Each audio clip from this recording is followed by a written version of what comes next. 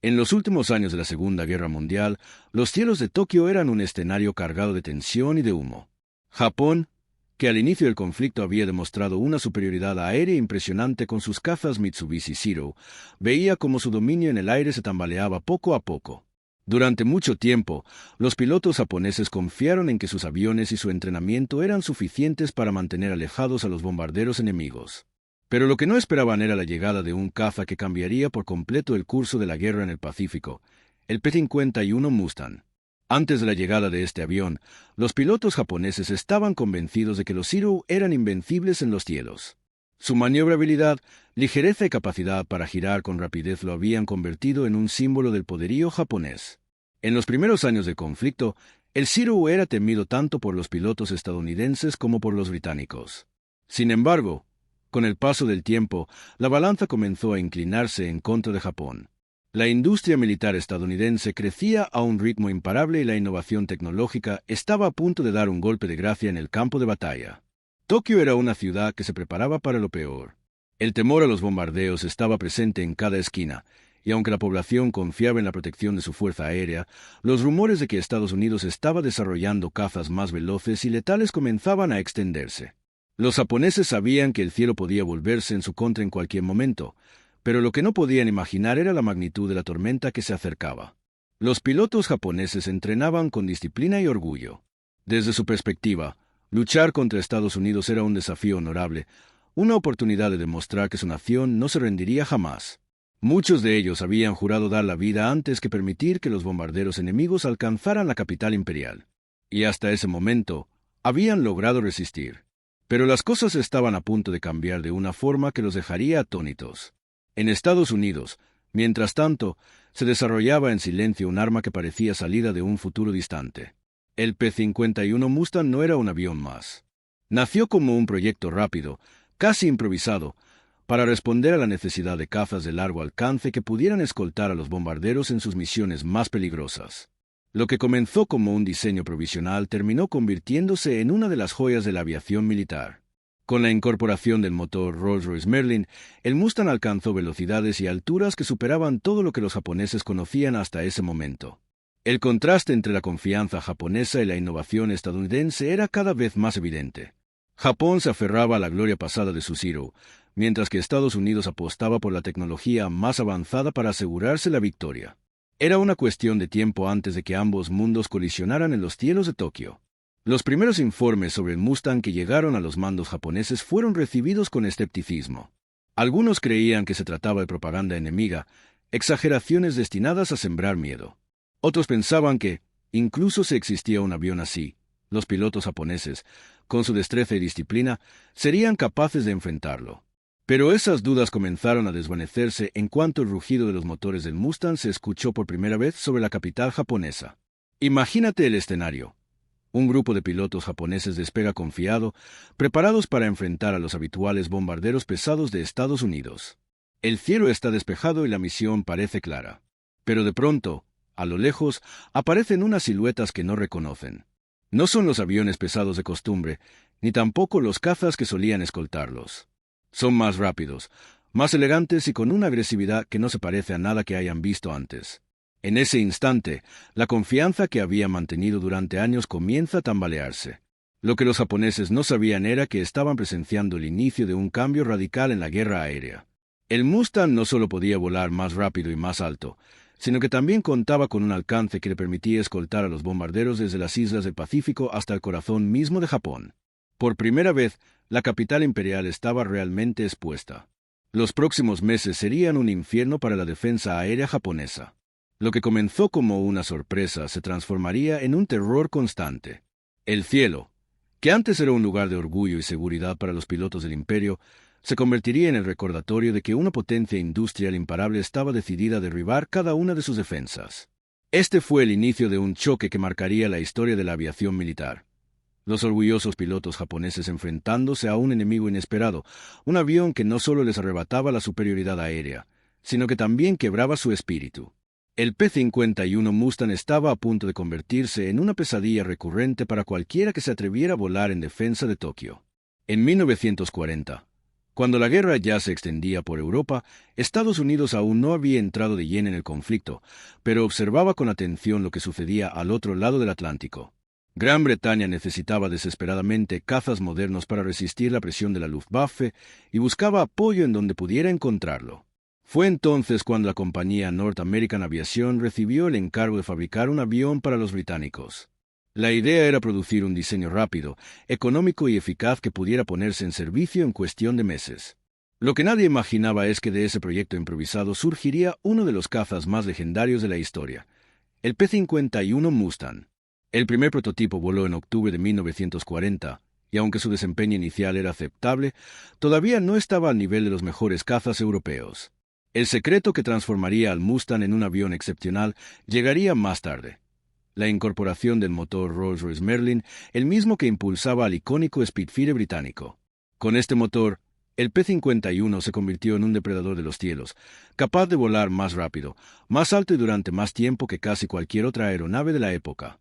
La clave de su éxito no estaba solo en la velocidad, sino también en su alcance. Mientras que muchos cazas anteriores podían escoltar a los bombarderos únicamente hasta cierto punto, el Mustang podía acompañarlos durante toda la misión, incluso hasta los objetivos más lejanos. Esto significaba que las formaciones de bombarderos ya no quedaban solas y vulnerables al adentrarse en territorio enemigo. De pronto, los cielos de Alemania y, más tarde, los de Japón ya no eran seguros para sus defensores. En Europa, el Mustang demostró rápidamente su eficacia. Fue capaz de enfrentarse a los temidos cazas Messerschmitt y Focke-Wulf, reduciendo de manera drástica las pérdidas de bombarderos aliados. Su reputación creció tanto que, para 1944, se convirtió en la columna vertebral de las fuerzas aéreas estadounidenses. Era cuestión de tiempo antes de que fuera desplegada en el Pacífico, donde se enfrentarían a los famosos siro-japoneses. Pero no todo era cuestión de tecnología. El Mustang también representaba un cambio en la manera de concebir la guerra aérea. Estados Unidos entendió que no bastaba con producir bombarderos en masa. Necesitaban cazas que pudieran acompañarlos hasta el final, protegerlos y garantizar que cumplieran sus misiones. Esa mentalidad estratégica fue lo que marcó la diferencia. Cuando los primeros P-51 Mustang comenzaron a llegar a las bases estadounidenses en el Pacífico, los pilotos comprendieron de inmediato que tenían entre manos una máquina distinta. Era rápido en ascensos, estable a grandes alturas y devastador en picadas. Algunos decían que pilotarlo era como domar un rayo, pero con la seguridad de que ese rayo obedecía cada movimiento de la palanca de mando. Para los japoneses, acostumbrados a volar el ágil pero frágil Zero, la llegada de un caza tan robusto era un problema serio. El Mustang no solo resistía más impactos, sino que también podía devolverlos con una potencia devastadora gracias a sus 6 ametralladoras calibre 12,7 milímetros. El equilibrio entre resistencia, potencia de fuego y alcance lo convertía en un adversario implacable. Además, el Mustang tenía algo que los japoneses no podían igualar: la producción masiva. Mientras Japón luchaba contra la escasez de recursos y la dificultad de reemplazar cada avión perdido, Estados Unidos podía fabricar Mustangs en cantidades que parecían inagotables. Cada mes, más escuadrones se sumaban al frente, y con ellos aumentaba la presión sobre las defensas enemigas. En este punto, es importante recordar que el cielo no era solo un lugar de combate, sino también un campo psicológico. Los pilotos japoneses, que al inicio de la guerra se habían sentido invencibles, empezaban a escuchar rumores sobre este nuevo caza. «Es más rápido que el Zero», decían algunos. «Sube más alto que nosotros», murmuraban otros. El miedo, poco a poco, se filtraba en el corazón de quienes antes creían que nada podía detenerlos. Lo que más sorprendía era su capacidad de llegar hasta lugares que antes parecían intocables. El alcance del Mustang significaba que Tokio ya no estaba protegido por la distancia. Las fábricas, los aeródromos y las propias defensas aéreas estaban a merced de un enemigo que podía aparecer en cualquier momento. Los estadounidenses, conscientes del efecto psicológico que causaban, comenzaron a desplegarlos en misiones estratégicas. No solo escoltaban bombarderos, también atacaban aeródromos japoneses, cazaban aviones enemigos en pleno vuelo y hostigaban a las defensas hasta agotarlas. Era una guerra de desgaste en la que Estados Unidos tenía todas las ventajas. Con cada nueva misión, los pilotos de Mustang ganaban confianza. Algunos incluso escribieron en cartas a sus familias que sentían que volar aquel avión les daba una ventaja injusta sobre el enemigo. Los japoneses, en cambio, Sentían que cada encuentro con el Mustang era un recordatorio doloroso de que la balanza de poder ya no estaba de su lado. El nacimiento del P-51 Mustang fue, en realidad, el principio del fin de la supremacía aérea japonesa. Lo que empezó como un proyecto apresurado terminó siendo una herramienta decisiva en la derrota del imperio. Y lo más impactante aún estaba por llegar. Cuando esos cazas comenzaron a rugir sobre el corazón mismo de Tokio, el asombro de los pilotos japoneses se transformó en una amarga certeza. El amanecer en Tokio solía traer consigo una mezcla de calma y tensión. La ciudad, orgullosa capital del imperio japonés, se preparaba día tras día para posibles ataques aéreos. Sirenas, patrullas, refugios y ejercicios de evacuación eran parte de la rutina de la población. Los pilotos japoneses, por su parte, permanecían atentos en sus bases, listos para despegar ante cualquier señal de alarma. Hasta ese momento, estaban acostumbrados a enfrentarse principalmente a bombarderos pesados y a cazas de escolta que, si bien eran peligrosos, todavía se encontraban dentro de los límites que su experiencia y la agilidad de los Zero podían manejar. Pero todo cambió en 1944, cuando el rugido de motores desconocidos empezó a escucharse sobre los cielos de Japón. Aquel sonido no era el de los bombarderos B-29 ni el de los cazas ya conocidos por los defensores. Era el del P-51 Mustang, un caza con un perfil distinto, más agresivo, más rápido y con una capacidad de maniobra sorprendente. Los primeros encuentros fueron desconcertantes. Pilotos japoneses despegaron convencidos de que iban a repetir la misma dinámica de siempre: interceptar bombarderos, hostigar a sus escoltas y volver a sus bases con la certeza de haber cumplido su deber. Sin embargo, cuando se encontraron cara a cara con los Mustangs, se dieron cuenta de que estaban frente a algo totalmente diferente. El Mustang no solo acompañaba a los bombarderos, sino que los protegía con una eficacia brutal. Atacaba desde lo alto con picadas devastadoras. Se escabullía con rapidez antes de que el Zero pudiera girar y luego regresaba con una potencia de fuego que dejaba a más de un piloto japonés sin oportunidad de respuesta. Uno de los primeros reportes de choque provino de un escuadrón japonés estacionado en las afueras de Tokio. Según el informe, al menos 4 Zero fueron derribados en cuestión de minutos por un grupo reducido de Mustangs que parecían anticipar cada movimiento enemigo. Eran como sombras imposibles de atrapar, escribió uno de los sobrevivientes. Ese tipo de testimonios comenzaron a multiplicarse, creando un efecto psicológico devastador. La diferencia tecnológica era clara, pero lo más duro para los japoneses fue la sensación de impotencia. Acostumbrados a tener el control, a ejecutar maniobras cerradas con precisión y a confiar en la agilidad de sus aviones, se vieron enfrentados a un enemigo que combinaba velocidad, potencia y alcance en una sola máquina. Cada enfrentamiento con los Mustangs era un recordatorio de que su era de supremacía en el aire estaba llegando a su fin. Tokio, que hasta entonces había confiado en el valor de sus defensores, empezó a sufrir las consecuencias. Los Mustangs no solo escoltaban a los bombarderos, también realizaban incursiones directas contra instalaciones militares y aeródromos. Los cazas japoneses eran atacados en tierra antes de poder despegar, y las pistas quedaban inutilizadas tras los bombardeos de precisión. El mensaje era claro: ya no había lugar seguro. La sorpresa se convirtió en pánico cuando los ciudadanos comenzaron a ver estos cazas sobrevolando la ciudad a plena luz del día. No era solo el miedo a las bombas, sino la evidencia de que el enemigo podía aparecer en cualquier momento. Los Mustang representaban un nuevo tipo de amenaza. No solo eran aviones de combate, eran símbolos de la fuerza imparable de la industria estadounidense. Los japoneses intentaron ajustar sus tácticas. Algunos pilotos buscaron explotar las pocas debilidades del Mustang, como su giro menos cerrado en comparación con el Zero. Pero la realidad era cruel. Incluso cuando lograban situarse detrás de un Mustang, la resistencia de su fuselaje y la habilidad de sus pilotos estadounidenses hacían que derribarlos fuera una tarea casi imposible. En este punto, la guerra psicológica se intensificó. Muchos jóvenes pilotos japoneses, recién entrenados, subían a sus cabinas sabiendo que probablemente no regresarían. Frente a ellos estaba un adversario superior en casi todos los aspectos. Y mientras el imperio luchaba por producir más Zero con los pocos recursos disponibles, Estados Unidos enviaba oleadas constantes de Mustangs nuevos y mejorados. La capital imperial, orgullosa y desafiante, comprendía ahora que los cielos ya no le pertenecían. El rugido de los motores estadounidenses sobre Tokio no era solo el sonido de un avión, era la señal de que el final se acercaba. Suscríbete si te gusta el video. Lo más impresionante de esta etapa de la guerra es cómo la llegada del Mustang alteró no solo las batallas, sino también la percepción de los propios combatientes. Para los pilotos estadounidenses, Cada misión sobre Tokio era una confirmación de que tenían en sus manos la herramienta adecuada para inclinar la balanza. Para los japoneses, en cambio, cada silueta de Mustang en el horizonte era una sentencia anticipada. A partir de ese momento, la palabra Mustang comenzó a resonar entre los escuadrones japoneses como una advertencia. En las reuniones previas a las misiones, los oficiales trataban de motivar a sus hombres, recordándoles el honor y la tradición del bucido. Pero incluso con discursos llenos de fervor patriótico, muchos no podían evitar mirar al cielo con el temor de encontrar allí a ese enemigo veloz e implacable. El impacto en Tokio no se limitó al campo de batalla. En la ciudad, la población veía cómo los refugios se llenaban cada vez más seguido, cómo los incendios consumían barrios enteros tras los bombardeos, y cómo los rumores sobre la bestia metálica estadounidense se extendían como pólvora.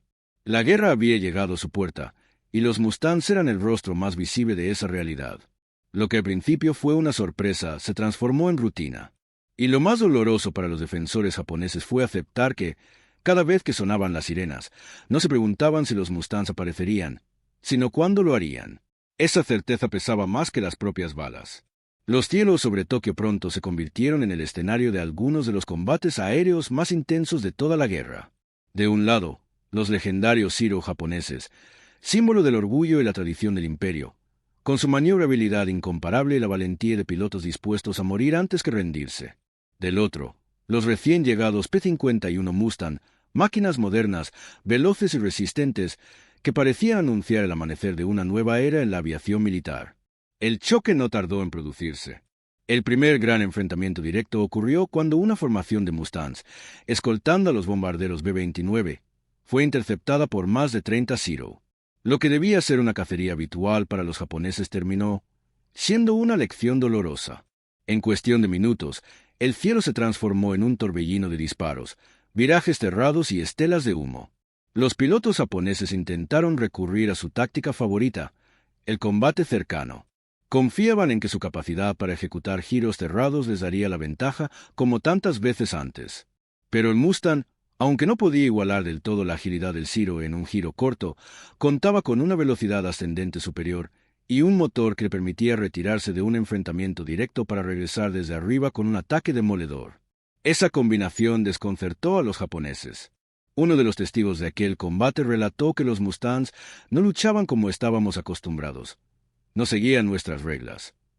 Mientras los Zero buscaban atraparlos en un círculo de combate, los P-51 rompían la formación, ascendían en picadas pronunciadas y regresaban con ráfagas que deshacían cualquier intento de defensa. El resultado fue brutal. Aquel día, más de una docena de Zero fueron derribados, mientras que solo 2 Mustangs sufrieron daños graves. El desequilibrio en la balanza ya era evidente. La clave estaba en la mentalidad de los pilotos. Los japoneses, formados en una tradición de honor y sacrificio, buscaban siempre el enfrentamiento directo. Los estadounidenses, en cambio, adoptaban un enfoque más pragmático. Aprovechar la superioridad tecnológica de su máquina, atacar con precisión y retirarse para no correr riesgos innecesarios. Esa diferencia de filosofía se notaba en cada encuentro. Un piloto japonés veterano, frustrado tras varios intentos fallidos de derribar un Mustang, escribió en su diario: «Es como luchar contra un fantasma. Cuando crees que lo tienes, desaparece. Y cuando regresa, lo hace con una furia que no puedes detener». Esa sensación de impotencia se expandió rápidamente entre los escuadrones. Además, la potencia de fuego del P-51 era devastadora. Armado con 6 ametralladoras Browning calibre 12.7, podía convertir a un Zero en una bola de fuego en apenas segundos. Los japoneses, con menos blindaje y menos resistencia estructural en sus aviones, tenían pocas posibilidades de sobrevivir a un impacto directo. A medida que se sucedían los combates, la diferencia se hacía cada vez más notoria. En un duelo prolongado, el Zero podía tener una oportunidad, pero el Mustang rara vez permitía que eso sucediera. Su alcance y velocidad le daban la capacidad de elegir cuándo y cómo pelear.